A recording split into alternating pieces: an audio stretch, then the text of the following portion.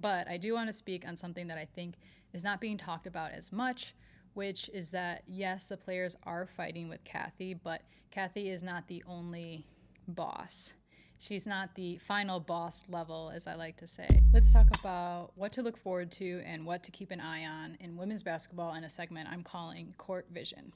First up, we have the WNBA CBA negotiations and the impending player lockout.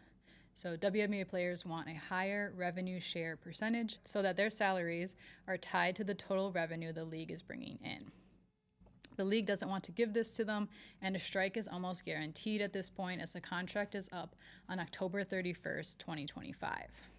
Now, obviously, there's a lot of talk about Kathy versus the players and Kathy versus Nafisa. If you watch the W, or even if you don't watch the W, I'm sure you heard about the drama. And so I'm not going to regurgitate all the information we've already been bombarded with, but I do want to speak on something that I think is not being talked about as much, which is that, yes, the players are fighting with Kathy, but Kathy is not the only boss. She's not the final boss level, as I like to say. The W players are actually fighting the NBA. Kathy is just the face of the WNBA executives right now. The NBA owns 42% of the WNBA, so they've been the ones pulling the strings from the beginning. The W exists because of the NBA. The NBA has subsidized the WNBA from its inception. So it is really the Adam Silvers that have the final say.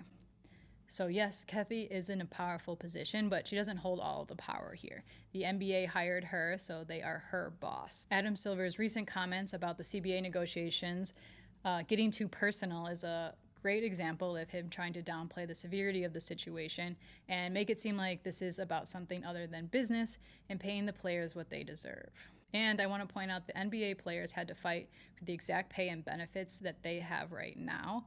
The NBA has gone through 3 lockouts, through 3 different negotiations. And so I wonder if Adam Silver thinks those lockouts were personal too.